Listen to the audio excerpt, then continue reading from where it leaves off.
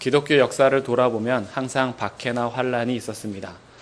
기독교 역사 가운데 복음의 진리를 전하고 예수가 주 되심을 선포할 때에 그것을 싫어하고 미워하고 박해하는 그룹들이 항상 존재했습니다.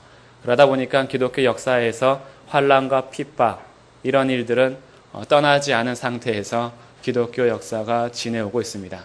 약 2000년이 지나고 있는 이런 시대에 외부에서부터 박해도 기독교에게 큰 고통을 주었지만 그것보다 조금 더 심각한 것은 내부 안에서 일어나는 이단적인 가르침이었습니다. 예수 그리스도를 부인하고 예수님의 하나님 되심을 부인하던가 아니면 예수님이 사람 되심을 부인하기도 하고 복음을 변질시키면서 오직 예수를 믿음으로만 구원받는 것이 아니라 할례를 받아야 하며 모세의 율법도 지켜야 한다라는 이단적인 가르침이 교회 안에 침투해 들어왔습니다. 이들을 거짓 교사라고 합니다. 근데 초대교회 때부터 발생한 이런 이단적인 가르침은 오늘날에도 여전히 이어지는 것이 사실입니다. 오늘도 기독교 교회들을 박해하는 것은 외부적 요인뿐 아니라 오히려 평안을 누리고 박해가 줄어든 나라 안에서는 교회 안에 가장 큰 혼란은 이단적인 가르침입니다. 하나님의 말씀을 잘못 가르치고 하나님의 복음을 변질시켜서 다른 복음을 전할 때 교회가 분열되고 와해되며 교회 안에서는 복음 안에서 참된 자유를 누리거나 그곳에서 하나님께 영광을 올려드리는 교회의 공동체가 되지 못하고 여전히 자신들의 율법과 자신들의 의를 내세우면서 그리고 자신들의 잘못된 가르침을 전달하면서 교회에서 파생되는 문제는 외부의 박해보다 훨씬 더 심한 것을 볼 수 있습니다. 그래서 우리 주변에도 항상 이런 이단적인 가르침이 굉장히 위험한 요소로 다가오기 때문에 말세를 사는 우리들이 더욱더 긴장하며 살아야 하는 것은 진리를 바르게 알고 깨닫기 위해서 눈을 뜨고 정신을 차려야 한다라는 것입니다. 그래서 근신하여 깨어 기도하면서 주님의 진리, 하나님의 말씀을 바르게 아는 것이 얼마나 큰 은혜인지 모릅니다.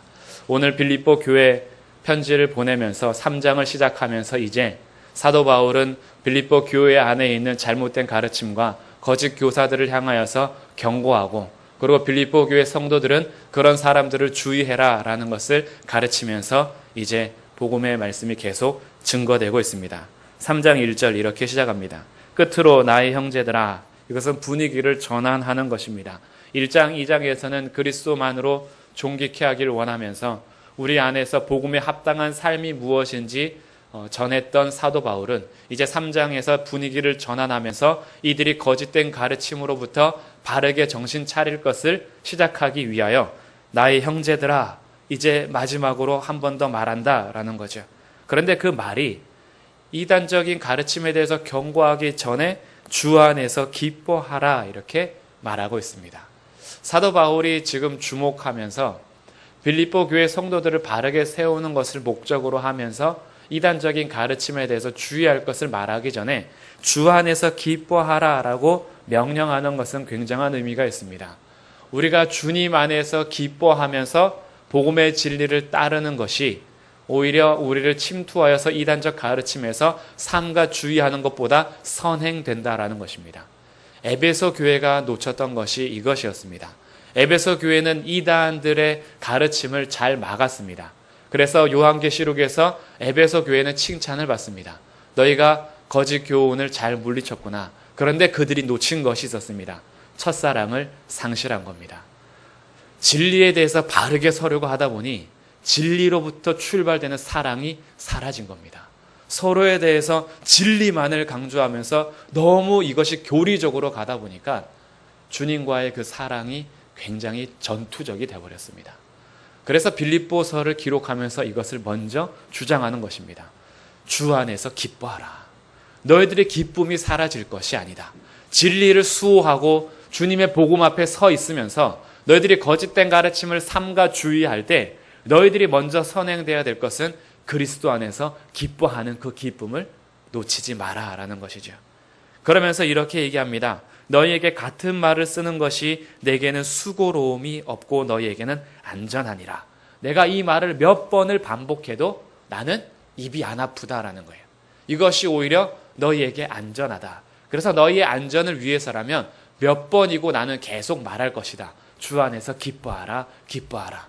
그래서 빌립보서에서는 기뻐하라라는 말이 많이 나와서 어떤 신학자들은 이 빌립보서를 기쁨의 서신서라고 분류하기도 합니다. 감옥에서 쓰고 있는데 기쁨이 많이 표출되고 있기 때문에 그렇습니다. 오늘도 우리에게는 이런 것이 아무리 말을 많이 해도 수고로움이 없습니다. 주 안에서 기뻐하십시오. 주님께서 우리에게 허락하신 기쁨을 상실하지 마시고 빼앗기지 마십시오. 오늘도 주님을 예배하면서 주님께서 허락하신 은혜로 기쁨이 넘치시기를 주님의 이름으로 축복합니다.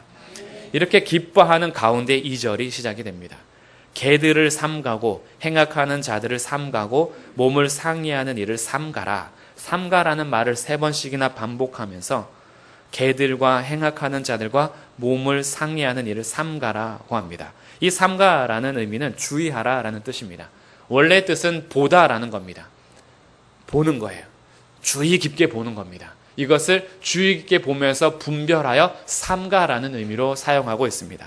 그럼 2절에서 표현하는 자들은 유대 율법주의자들입니다. 이들은 모세의 율법을 지켜야지 구원을 받는다고 하던 자들입니다. 그래서 스스로 자신들이 할례파라고 주장하였습니다. 할례를 받지 않으면 구원의 바늘에 들어올 수 없다라고 가르쳤습니다. 그러면 이들이 예수님을 믿지 않는가? 그렇지 않습니다. 교회 안에서 예수님을 믿습니다. 예수님의 십자가도 믿습니다. 부활하심도 믿습니다. 예수님을 믿음에도 불구하고 구원받는 일엔 조건이 하나 더 있습니다. 믿음만으로는 안 되는 겁니다. 모세의 율법을 지켜야 하는데 특별히 할례를 받아야 한다라고 주장하는 것입니다. 오늘날 우리가 예수님을 믿음으로 말미암아 은혜로 구원을 받았습니다. 그러다 보니 파생되는 부작용도 있습니다. 너무 은혜로 받았다라는 것에 치우치다 보니까 책임과 행동에 있어서 무분별해진 것이 사실입니다. 이것이 우리들에게 지적되는 것이고 사실 우리가 반성해야 되는 문제이기도 합니다. 그러다 보니까 행함을 강조하는 것이 경건해 보일 수가 있습니다. 행함이 강조되는 것은 성경에서도 분명하게 기록되어 있는 것입니다. 그러나 그 행함이 구원의 조건으로 오지는 않습니다. 구원받은 자로서 책임과 의무를 다하는 그리스도인의 삶을 말하는 것이고 그리스도의 복음에 합당한 삶을 살아라고 강조하는 것이지 그렇게 해야지만 믿음 플러스 행함이 구원을 받는다라고 가르쳐 주지는 않습니다. 그래서 경건해 보이는 이 주장이 유대 율법주의자들에게는 구원의 조건으로 오면서 이방인들이 할례를 받지 않으면 구원을 받을 수 없다라고 가르치면서 교회 공동체 안에 이단적인 요소와 거짓 교사들이 생기기 시작한 것입니다. 자신들은 경건하다라고 생각할 수 있었으나 복음 안에서 그것은 분명히 잘못된 가르침이었습니다. 그래서 바울은 그들을 향하여서 첫 번째 개들이라고 표현합니다. 이 개들은 우리가 요즘 주변에서 쉽게 볼 수 있는 귀엽고 예쁜 애완견이 아닙니다. 여기에 개들은 주인이 없어서 길거리를 다니거나 산을 다니면서 시체를 뜯어먹는 그런 늑대 같은 개들을 말하는 겁니다. 사납고 으르렁거리며 항상 자기 배만 채우려고 하는 그런 개들을 말하는 겁니다. 근데 이 개들이란 표현이 사실은 유대인들이 이방인을 향해서 불렀던 호칭입니다. 유대인이 이방인들을 개들이라 불렀습니다. 저 개만도 못한 것들, 저 개들의 무리들. 이것이 유대인들이 자신들의 선민 사상을 가지고 이방인을 불렀던 표현인데 바울이 그 표현을 유대 율법주의들에게 쓰는 겁니다. 개들을 삼가라 이거죠. 그들은 자기 배만 채우기 위하여서 옆에 있는 사람들을 물어뜯는 아주 공격적인 자들이다라는 거예요. 그래서 자기만 망할 뿐 아니라 이것이 확장되면서 두 번째 행악하는 자들로 발전합니다. 배고파서 물어뜯다 보니까 이 거짓된 가르침이 교회 공동체 성도들에게 악을 행하는 자들로 넘어가게 된 것입니다. 그래서 이들을 행악하는 자들이라고 표현합니다.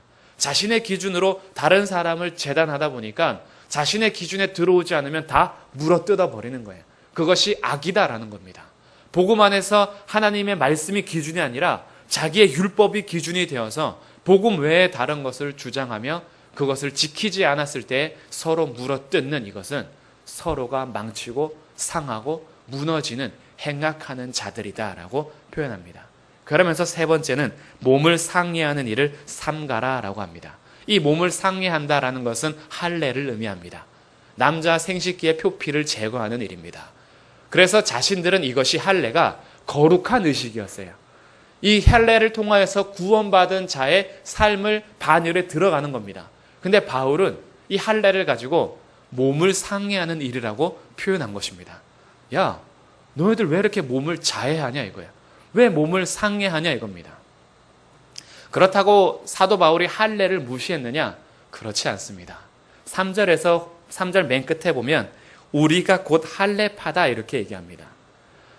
사도 바울이 할례에 대해서 몸을 상해하는 일이라고 그것을 낮춰서 부른 것은, 표현을 이렇게 몸을 상해하는 일이라고 저속하게 표현한 것은 할례를 무시해서가 아니라 할례의 원 의미를 상실하여 할례가 구원의 조건으로서 들어갔을 때 그것은 그저 몸을 상해하는 일뿐이다라고 표현한 것입니다. 할례라는 것은 아브라함과 하나님께서 언약을 맺으실 때 하나님과 나와의 관계, 하나님과 우리와의 관계에 언약의 표징으로 준 것이 할례입니다. 너는 내 백성이고 나는 너의 하나님이다 라는 관계의 표징이 할례입니다. 할례가 구원의 조건으로 들어온 것이 아니라 구원받은 백성들에게 표로 준 것이 할례였습니다. 그렇기 때문에 할례를 무시한 것이 아니라 이 할례가 잘못 사용됐을 때 무시하면서 오히려 진짜 할례파가 무엇인지 설명하는데 그것이 3절에서 나오는 세 가지입니다. 진짜 하나님의 언약 안에 들어온 표징 할례파는 첫 번째, 하나님의 성령으로 봉사하는 사람들이다 라는 거예요. 하나님의 성령으로 봉사하다, 이 봉사하다라는 말이 예배를 드린다, 섬기는 서브를 이야기합니다. 그러니까 이 봉사하다라는 단어가 하나님을 향해 썼을 때는 예배가 돼요.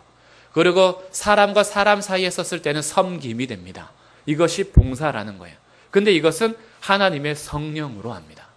하나님을 예배할 때 자기의 신체적인 조건과 육체적인 자랑으로 예배하지 않는다라는 겁니다. 나는 유대인으로서 하나님을 예배하고, 나는 모세의 후손으로서 하나님을 예배하고, 자기의 육체적인 자랑거리로서 예배하는 자들이 아니라 오직 성령으로 예배하는 자들이다라는 거예요. 우리가 아버지를 예배할 수 있는 것은 오직 성령과 진리밖에 없다라는 겁니다. 그래서 진짜 할례파는 육체로 자랑하면서 예배하는 자들이 아니라 오직 성령으로 예배하는 자들이다. 그리고 이 예배는 모였을 때 드리는 공예배뿐 아니라 우리의 삶의 자리에서 다른 사람들을 섬기면서 봉사하는 예배까지 따로 떨어지지 않는 공예배와 사적인 예배, 삶 속에서의 예배와 의식적인 예배가 따로 분리되지 않는 그 예배를 하나님의 성령으로 봉사하는 것으로 표현한 것입니다. 이것이 할례 받은 자의 진짜 표다. 두 번째 표는 이렇게 하나님의 성령으로 예배하며 봉사하다 보니 자랑할 것이 예수 외에 없게 되는 것입니다. 우리가 무엇을 자랑할 수 있겠습니까? 오늘도 하나님 앞에 예배하러 나올 때 내가 나를 자랑할 것이 전혀 없습니다. 나 같은 자를 받으신 예수 그리스도만 자랑이 될 뿐입니다. 아니 어떻게 나를 오늘도 받아주시는가? 아니 어떻게 내가 이렇게 섬길 수 있도록 하시는가? 아니 내가 무엇인데 하나님을 예배할 뿐 아니라 성도를 섬기고 다른 사람들을 위해서 봉사할 수 있는 자리까지 주셨는가? 정말 예수 그리스도가 아니었으면 나는 아무것도 아니구나. 이것을 깨달으면 깨달을수록 우리 안에 자랑이 점점 사라집니다. 그리고 그리스도 예수만 자랑이 됩니다. 이렇게 예수만 점점 자랑이 되어가는 것, 그것이 진정한 할례 받은 자, 하나님의 언약 안에 들어온 자들의 표다라는 거예요. 그리고 이것이 점점 발전되면서 결국 세 번째, 육체를 신뢰하지 않게 됩니다. 자랑할 것이 전혀 없는 우리들이 이제는 자신을 신뢰하지 않습니다. 내 학벌, 내 경제력, 나의 집안, 뼈대 있는 가문, 내가 어렸을 때부터 모태신앙으로 자라면서 내가 주님께서 말씀하신 율법을 지켜 행하며 이런 모든 것을 신뢰하지 않습니다. 왜냐하면 그리스도 예수 안에서 자신을 발견할 때마다 온갖 더럽고 추악한 죄악들이 점점 더 발생됩니다. 야, 죄인 중에 괴수구나. 성도 중에 지극히 작은 자구나. 어떻게 나 같은 자를 주님께서 세우셨는가. 자기를 신뢰하지 않습니다. 이것이 할례 받은 자의 표시입니다. 우리는 이것을 분별할 줄 알아야 됩니다. 내가 정말 하나님의 언약 안에 들어왔느냐? 그렇다면 나타나는 것이 있어요. 성령으로만 봉사하며 그리스도만 자랑하고 자기를 신뢰하지 않습니다. 이것이 곧 할례파다라는 거예요. 그러면서 사도 바울은 4절부터 6절까지 자기 이야기를 합니다. 만약에 육체를 신뢰할 만하다라는 자들이 있느냐? 그래도 육체가 중요하지. 그래도 기독교 3대 집안 중요하지. 그래도 6대 집안 중요하지. 어렸을 때부터 모태신앙 중요하지. 그래도 육체를 신뢰할 만하다고 얘기하는 자들이 있느냐? 그렇다면 나도 할 말이 있다라는 거예요. 4절 끝에 그런 줄로 생각하면 나는 더욱 그러하리니, 그러면서 5절 6절에서는 자기의 육체가 얼마나 신뢰할 만한 배경에 있는지 7가지를 설명합니다. 5절 첫 번째, 나는 팔레 만에 할례를 받았다. 이거는 뼈대 있는 유대인의 집안이라는 거예요. 이때 당시에 유대인은 귀속한 사람들도 많이 있었습니다. 그래서 혈통과 상관없이 유대인이 되는 사람이 있어요. 지금도 마찬가지입니다. 지금도 정통 유대인이 있는가 하면 정통 유대인이 아닌 유대인들도 굉장히 많이 있습니다. 그래서 유대인들도 파가 다양합니다. 근데 8일 만에 할례를 받았다라는 것은 자기의 아버지 어머니도 유대인이라는 거예요. 정통 유대인. 그렇기 때문에 태어나자마자 8일째 되는 날 율법에 따라서 할례를 받은 겁니다. 그러니까 자기의 태생의 얼마나 신뢰할 만한 육체를 가지고 있는지 시작하면서 내가 정통 이스라엘 족속이요. 두 번째. 세 번째, 베냐민 지파다. 가장 작은 지파지만 하나님께서 이스라엘 땅 가운데 초대 왕을 세우셨던 그런 베냐민 지파다. 네 번째, 히브리인 중에 히브리인이다. 나는 그냥 얼렁뚱땅한 히브리인이 아니다. 나는 진짜 뼛속까지 히브리인이다. 그리고 다섯 번째, 율법으로는 바리새인이다. 어정쩡한 히브리인 아니다. 율법 안에서 철저하게 가르치고 너희들의 교사가 되는 바리새인이다. 내 스승님은 가말리엘이다. 최고의 율법학자다. 여섯 번째, 열심은 얼마나 내는지 교회를 박해했다. 바리새인 중에서도 보통 바리새인이 아닌 겁니다. 바리새인의 신앙의 그 깊이를 따지는 것이 율법에 반하는 자들을 얼마나 박해하냐에 따라서 그의 신앙의 강약이 구분이 됩니다. 정말 신앙에 열심히 있는 사람들은 율법에 반대하는 자들을 가서 막 무너뜨리고 박해하는 사람입니다. 가서 폭탄 터뜨리고 막 무너뜨리고 부수고 어디 가서 불교 집회한다 그러면 가서 막 해방 놓고 이래야지 정말 신앙이 좋다라고 평가됐습니다. 그러니까 열심으로는 자기가 교회를 박해하던 사람이라는 거예요. 그러면서 6절 마지막 7번째, 율법의 의로는 흠이 없는 자다.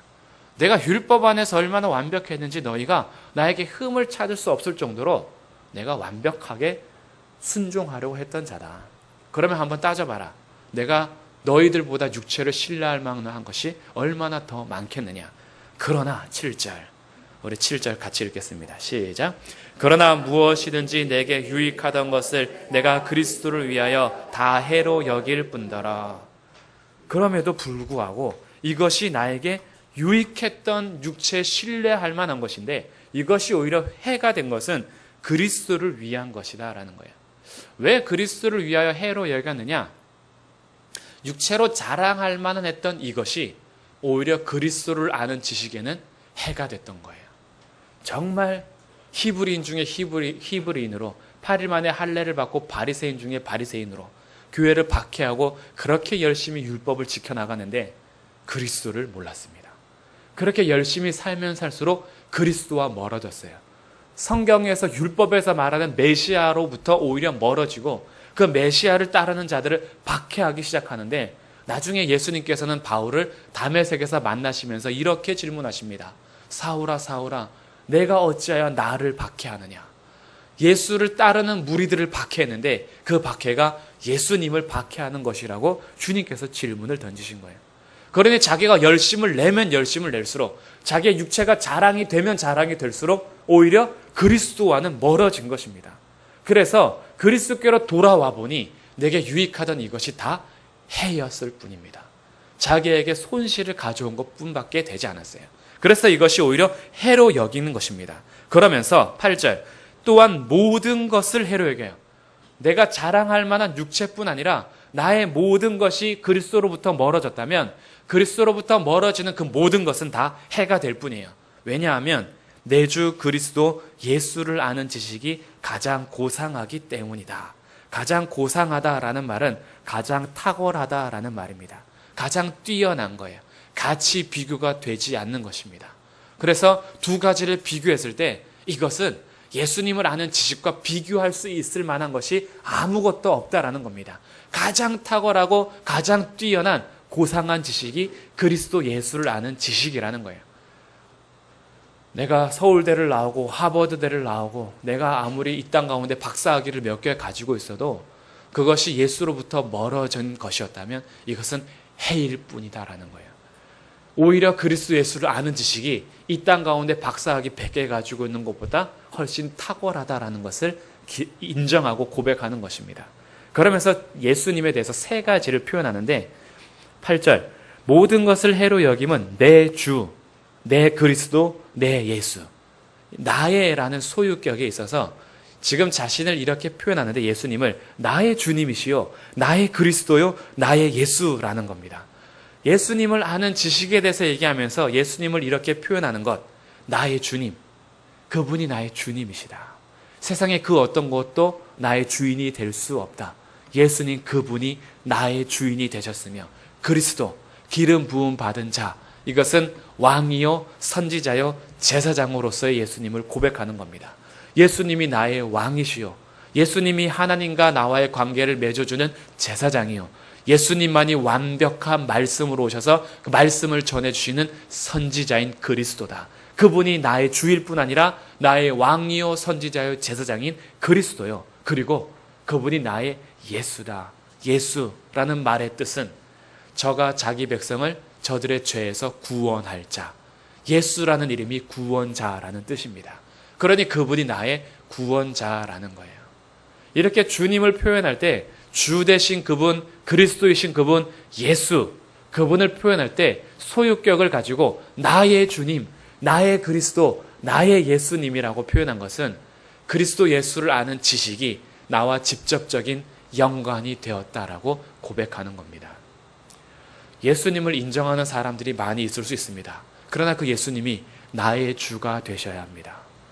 그리스도를 인정하는 사람들이 있을 뿐 아니라 그분이 나의 그리스도가 되어야 하는 것입니다. 예수라는 이름을 다 알아도 나의 예수가 되지 않으면 그것은 나의 구원자가 아닌 것입니다. 그래서 그리스도 예수를 아는 지식이 고상한 것은 단순히 배우고 학문적으로 있는 지식이 아니라 나와 직접적으로 연관이 돼서 나의 생명을 살리는 구원자요, 나의 삶의 주인이요, 왕이시요, 하나님과 나를 연결하는 제사장이요, 선지자가 되었다라고 고백하는 것입니다. 그렇기 때문에 8절 하반절 내가 그를 위하여 모든 것을 잃어버리고 배설 눈물로 여김은, 이렇게 예수님을 아는 지식이 가장 탁월하다 보니까 다른 모든 것은 잃어버려도 배설물일 뿐이다라고 고백합니다. 진짜 보화를 발견한 거예요. 진짜 보화를 발견했으면 그 보화를 얻기 위해서 나머지 것을 다 팔아버린 겁니다. 그것이 내 인생의 최고라는 것을 알게 된 것입니다. 내 인생에 절대 빼앗기거나 놓쳐서는 안 될 최고의 보화요 가치라는 것을 알았기 때문에 모든 것을 잃어버리고 배설물로 여겼습니다. 그리고 그가 얻은 것이 뭐냐? 이렇게 내가 배설물로 여긴 것은 그리스도를 얻고 그 안에서 발견되려 하는 것이다 라는 거예요. 아니 도대체 그리스도를 얻고 그 안에서 발견되는 것이 얼마나 위대한 것이길래, 그것이 얼마나 탁월한 것이길래 그는 그동안 자기가 쌓아왔던 모든 업적과 자신의 탁월한 위치를 포기하면서 오히려 그것을 배설물로 여기냐 하는 것이죠. 그리스도를 얻고 그 그리스도 안에서 자기가 발견됐을 때 사도 바울이 가지게 된 것은 9절입니다. 그 안에서 발견되려 함이니 내가 가진 의는, 결국 사도 바울이 얘기하고자 했던 것은 그리스도를 얻고 그 안에서 발견되어 자기가 갖게 된 것이 있는데 그것이 의라는 겁니다. 의. 어떤 사람이 여행을 떠났습니다. 이 여행은 단순하게 캠핑이 아닙니다. 가족들과 오손도손 즐겁고 파티하고 바베큐를 먹기 위해서 떠나는 여행이 아니라 자기가 죽음에 이르렀다라는 것을 알고 생명의 약을 구하러 떠나는 여행이었습니다. 그 전에는 몰랐습니다. 자기가 죽음에 이르는 병을 가지고 있는지 모르는 상태에서 그저 즐겁게 살았는데 어느 날 나의 삶을 되돌아보니, 나를 진단해보니 나뿐 아니라 우리의 가족까지도, 사랑하는 아내와 아들, 딸들도 다 죽음에 이르는 병에 들었다라는 것을 알게 되었습니다. 그래서 이 여행자가 약을 구하기 위해서 떠났습니다. 그리고 자신의 생명을 찾고 자기 가족에게 생명을 전달해 줄 수 있는 약이라면 그동안 자기가 주장했던 그 모든 것은 다 소용이 없었습니다. 좋은 차, 좋은 집, 자기가 갖고 있던 부동산, 이것이 자신들의 생명을 살려주지 못했습니다. 그래서 생명을 얻기 위해서, 생명의 약을 찾기 위해서 다 팔기 시작했습니다. 팔고 열심히 구하기 위해서 달려갔습니다. 여행의 끝은 보이지 않았습니다. 죽음의 시간은 점점점 다가오는데 생명의 약을 구할 수 없는 상태에서 계속 발버둥 쳐야 했습니다. 그리고 결국에 생명의 약을 얻기 위해서 자기의 모든 것을 다 쏟았습니다. 요구하는 것들을 다 수행했습니다. 약을 얻기 위해서 고행을 해야 된다면 고행도 했습니다. 그러나 그 약을 얻지 못했습니다. 왜냐하면 이 약은 이 땅에 있는 것이 아니었기 때문에 그 여행자는 실패한 것입니다. 이 약은 하늘에 있다라는 것을 알게 됐습니다. 자기의 모든 것을 투자했음에도 불구하고 여행자는 실패했습니다. 이 약이 바로 의입니다. 우리가 이 땅에서 생명을 얻기 위해서 의롭게 사려고 하지만 그 전에는 자기가 죽음에 이르는 병에 들었다는 죄인인 것도 알지 못한 상태에서는 의라는 것이 나와 상관없는 것이었습니다. 그런데 어느 순간 내가 죄인이라는 것을 알게 되고 이 죄가 해결되지 않으면 우리는 영원한 생명을 얻지 못하고 멸망에 처할 뿐이라는 것을 깨달았을 때 이제부터 이 의는 나에게 생명의 약이 됩니다. 그래서 이 의를 찾기 위해서 우리 열심히 달려갑니다. 기도하고 수행하고 사도 바울은 율법을 달달달 외우면서 율법에 기록된 대로 열심히 지켜 행하고 교회를 박해하면서 자기가 의로워지기 위해서 그렇게 열심을 했습니다. 그런데 율법 앞에 설 때마다 이 의에 이르지 못했다라는 것을 확인할 뿐이었습니다. 도무지 이 의를 가질 수가 없었습니다. 그런데 어느 날 메시아가 오셨습니다. 그리고 이 의는 너희가 율법 안에서 행함으로 얻을 수 있는 것이 아니라 오직 보내신 자 그리스도를 믿음으로 받을 수 있는 생명의 약 의다라는 것을 알게 되었습니다. 그러고 보니 그동안 자기가 주장했던 모든 것이 배설물일 뿐이었습니다. 다 잃어버려도 예수를 믿음으로 이 의를 성취할 수 있다면, 이것을 가질 수 있다면 다른 모든 것은 상관이 없었습니다. 이것이 가장 고상한 지식이었습니다. 그리고 이 의를 이제 자랑하는 것입니다. 9절, 내가 가진 의는 율법에서 난 것이 아니다. 오직 그리스도를 믿음으로 말미암은 것이니 곧 믿음으로 하나님께로부터 난 의라. 이 땅에서 내가 열심을 내서 받을 수 있고 성취할 수 있는 의가 아니라 하나님께서 위에서부터 주신 의라는 거예요. 내가 가진 의는 율법에서 말미암은 것이 아니다. 오직 하나님께서 주신 것인데 하나님께서 어떻게 주시냐면 그리스도를 믿는 자에게 주시는 의다라는 거예요. 사도 바울이 왜 이 얘기를 하고 있습니까? 우리가 이 땅에서 모세 율법을 성취하고 열심히 행함으로 의에 도달할 수 있는 것이 아니다. 스스로 할례 당이라고 생각하면서 너희가 이 땅에 율법을 주장하는 자들에게 내가 가진 의는 율법에서 난 것이 아니요 그리스도를 믿음으로 난 것이다. 이 그리스도가 하나님께서 태초부터 약속하신 메시아요, 율법에 기록된 그리스도요, 그로 말미암지 않고는 구원에 이를 수 없다라는 것을 가르쳐 주신 하나님께서 이루신 법이다라고 역설하고 있는 것입니다. 그래서 사도 바울은 이제 그리스도를 얻고 그 안에서 발견되기 위하여서 다른 모든 것을 잃어버리고 배설물로 여겼습니다. 구원에 이르는 약이 아니었던 것입니다. 오늘 우리가 가지고 있는 의는 어떤 의입니까? 하나님 안에서 발견되려고 하는 열심이 그리스도를 향하게 합니까? 아니면 나를 주장하게 합니까? 그리스도를 향해서 발버둥 치는 나의 신앙생활이 그리스도의 복음이 점점 더 영광스럽게 되고 그리스도가 존귀케 됩니까? 아니면 여전히 내가 자꾸 드러나고 나의 행동이 드러나고 그러면서 자꾸 성도들을 재단하면서 그렇게 살면 안 된다라는 정죄만 나옵니까? 할례당이 그랬던 것입니다. 그래서 오늘 다시 역설하는 거예요. 너희가 그리스도 안에서 발견되는 것은 너희의 열심이 아니지 않느냐. 너희가 기도 많이 하고 헌금 많이 하고 주일 성수하고 봉사하고 헌신해서가 아니라 오직 하나님께로부터 난 그리스도를 믿는 믿음이 아니냐라는 거예요. 그래서 그 믿음을 통하여서 우리가 발견된다면 이 땅에서 너가 자랑하는 것이 도대체 배설물일 뿐이지 그것이 무슨 고상한 지식이라고 서로를 재단하고 잘못된 가르침으로 개들처럼 자기 배를 부르기 위해서 행악하는 자들로 서느냐라는 겁니다. 그래서 빌립보 교회 성도들에게 다시 한번 가르치는 것입니다. 우리가 가진 의는 그리스도를 믿음으로 말미암는 의이다. 오늘 사도 바울의 고백이 우리의 고백이 되어야 합니다. 우리의 의는 나로부터 출발한 것이 아닙니다. 하나님께로부터 출발한 것입니다. 하나님께로부터 출발한 그리스도를 믿는 믿음이 아니면 그 어떤 누구도 의로워질 수가 없습니다. 우리가 자랑할 것이 아무것도 없습니다. 그리스도만 자랑할 뿐입니다. 내 안에 도대체 무슨 자랑이 있겠습니까? 그리스도만 존귀케 되기 위해서 우리를 그저 드릴 뿐입니다. 그래서 그 안에서 발견돼요. 이 땅 가운데 우리의 의가 자랑되지 않고 오직 복음이 커지고 복음이 자랑되는 것입니다. 예수가 나의 주이심을 믿으십시오. 예수가 나의 그리스도이심을 믿으십시오. 예수가 나의 구원자이심을 믿으십시오. 그 믿음으로만 우리는 의롭게 됩니다. 내가 가진 의가 예수와 상관이 없다면 그것은 의가 아닙니다.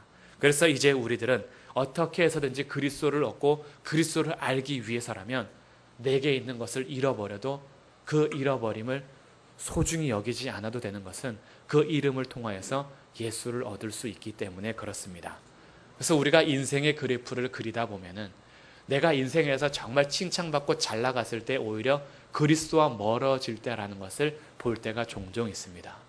우리의 인생에서 고난과 박해와 힘듦이 막 있어서 인생의 그래프가 하향선을 그리고 있는 것 같은데 영적인 그래프를 보면은 이 인생의 나락으로 떨어져 있을 때 그리스도를 오히려 더 많이 얻고 있다라는 것을 우리는 볼 때가 종종 있습니다. 그래서 이제 우리의 인생의 그래프는 내가 이 땅에서 무엇을 많이 얻었느냐가 아니라 이 땅에서 그리스도를 얻었느냐로 표가 다시 그려지게 됩니다.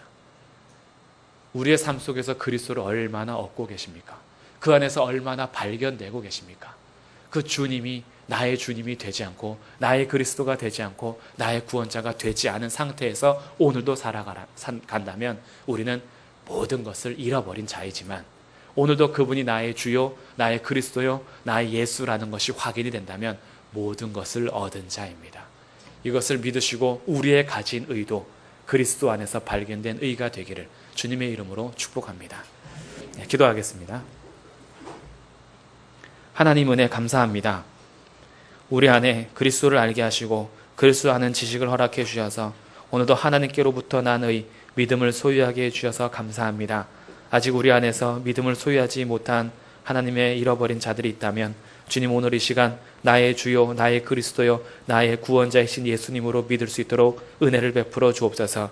그리고 믿음을 주신 자들은 우리가 그리스도 안에서 더욱더 발견되고 날마다 그리스도만 얻기 위해서 우리의 삶을 걸어갈 수 있도록 또한 은혜를 베풀어 주옵소서. 예수 그리스도의 이름으로 기도드립니다. 아멘.